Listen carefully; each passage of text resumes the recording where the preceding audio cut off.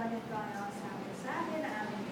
Tatanggapin namin ulit ngayon sa iyo na magiging buhay ito sa ating mga pang-araw-araw na buhay. Sa pangalan ni Jesus. Amen. Salamat sa mga birthday.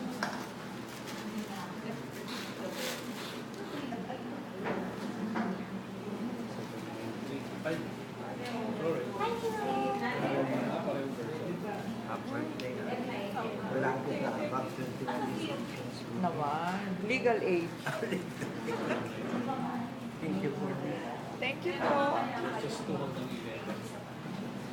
Hello, magandang umaga po sa ating lahat. Sa magandang araw na kaarawan ng ating mahal na kapatid. Karay, si Ate Karay. Ang ating pong aralin ngayon ay matatagpuan sa page 793. Sa aklat ni Jeremiah, kabanata 33, dalawa hanggang tatatanaw hanggang 12.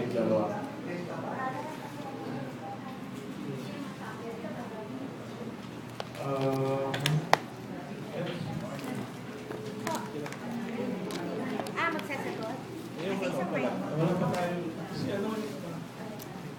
Ay, oo, yung bago na. Bago po natin basahin ay meron po tayong mga kasama rito na ngayon lang natin Kasama. nakapiling sapagkat mukhang galing pa ng ano? Dito lang po. I-introduce Manila lang ni po Brother siya. Lem. Si Brother Eduardo Marcos. Wow, Eduardo royalist. Marcos. Edu, for short. Si Edu ay first time na umattend na ating Tagalog congregation. Second time sa Central UMC. First time niya last Sunday sa contemporary worship service. Pero sabi ko nga sa kanya, since nakita niya na yung contemporary worship, subukan niya rin sa Tagalog worship. And then, i-compare niya kung saan siya mas komportable at doon siya mag-stay Pwede rin pa rin. para magkaroon ng spiritual growth din at makasama natin. So, si Brother Edu, welcome po. Wala kang pang Bible, Brad. May Bible ka ba?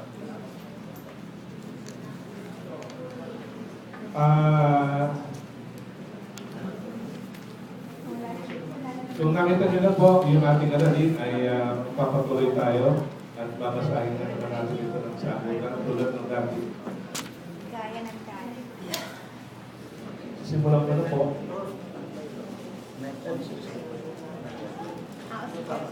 Ako yung Page 793. Ganito ang sabi sa kanya, ako ang lumikha, humugis at nag-ayos ng buong daigdig. Yahweh ang aking pangalan. Kung mananalangin ka sa akin, magtutugunin kita at ipahayag ko sa iyo ang mga bagay na dakila at mahiwaga na hindi mo pa nalalaman. Ako, si Yahweh, ang Diyos ng Israel, ang nagsasabi nito sa iyo. Gigibain ko ang mga bahay sa lungsod ng Jerusalem at ang palasyo ng hari sa Juda upang gamitin tanggulan laban sa sumasalakay ng mga hukbo ng Babylonia. Papasukin kayo ng mga kaaway at marami ang mamamatay sa labanan, sapagkat pupuksain ko sila sa tindi ng aking puot. Itinakwil ko ang lungsod na ito dahil sa kanilang kasamaan. Ngunit pagagalingin ko sila muli, hahanguin ko sa kahirapan ang Juda at Israel, at bibigyan sila ng kapayapaan at kasaganaan. Ibabalik ko ang kanilang mga kayamanan at muli silang itatatag. Lilinisin ko sila sa lahat nilang kasalanan at patatawarin sa kanilang paghihimagsik laban sa akin. At dahil sa lungsod na ito'y matatanyag ang aking pangalan, pupurihin at dadakilain ng lahat ng bansa. Kapag nabalitaan nila ang lahat ng pagpapalang ipinagkaloob ko sa kanila, maantig sila at magpupuspo dahil sa mga pagpapala at kapayapaang ibinigay ko sa aking bayan. Ito pa ang sabi ni Yahweh. Sinasabi ninyo na ang lugar na ito ay parang disyerto. Walang nakatirang tao o hayop. Wala nang naninirahan sa mga lungsod ng Juda at walang tao sa mga lansangan ng Jerusalem.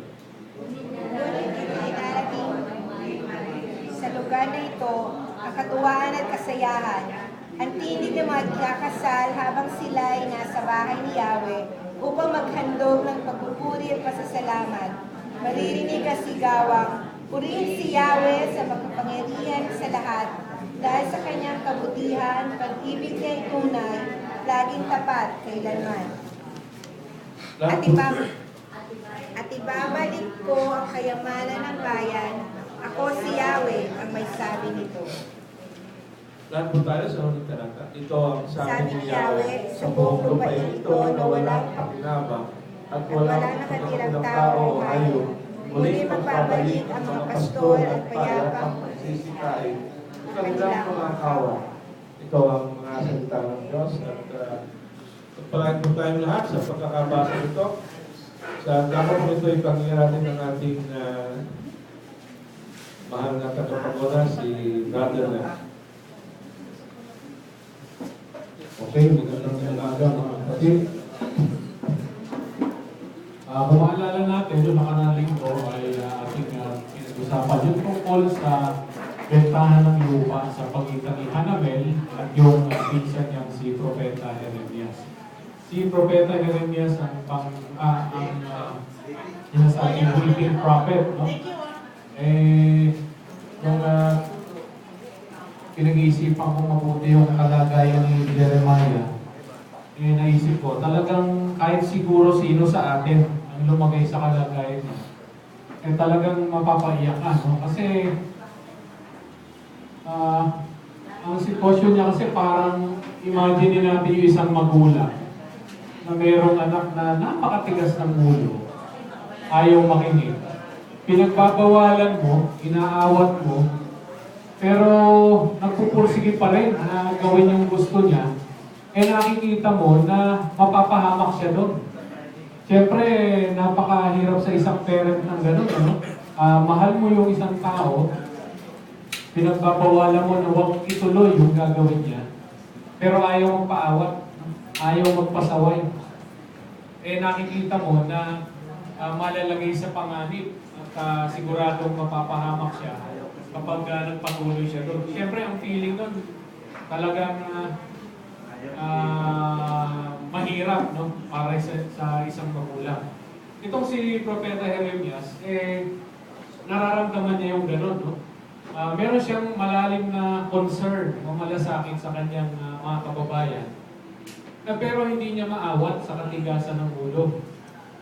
Kinalimutan ang kanilang tipan kay Yahweh at kanilang pinalitan si Yahweh. Kumuha sila ng Diyos-Diyosa nila, si Molek at saka si Baal, kung saan pati yung sarili nilang mga anak ay iniaalay nila dito sa mga Diyos-Diyosa na ito.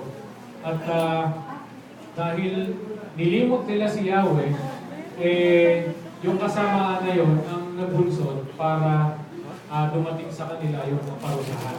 At sa darating na kaparusahan niya, si Propeta Jeremias ang unang nakaalam ng pangyayari nito. So, siguro kung sa kalagayan natin yun, first time o tayo yung una na nasabihan, na pipintong bad news o yung masamang kalalagayan ng ating bansa. Siyempre, napakabigat ng magiging natin sa atin nun. At siguro yung burden ay patuloy natin mararamdaman. Lalo na kung nakikita natin na sa kabila ng mga warning ay parang hindi tayo pinapansin ng ating mga kababayan. So, ganun yung kalagayan ni Propeta Jeremias. At noong nakaraang linggo, pag-aralan na natin na dahil doon sa kanyang pagpapahayag ng mensahe ng Diyos ay Haring Sedekias o Zedekiah, hindi nagustuhan ng hari yun. At siya ay pinakulong dahil sino ba naman yung hari na matutuwa na marinig sa isang tao na sasabihin kung paano siya babagsak. yung kanyang pamamahala at kung paano matatapos yung kanyang pagiging hari. So pinakulong siya. At binigyan nga siya ng mensahe ng Panginoon na lalapit sa kanya yung pinsan niyang si Hanamel at ibebenta sa kanya yung lupa ng kanilang angkan. At yun nga ang nangyari. Kaya sangayon nga rin sa sinabi ni Yahweh, nang lumapit sa kanya si Hanamel, yung kanyang pinsan, at inialok yung purchase ng land, ay ginawa niya ito.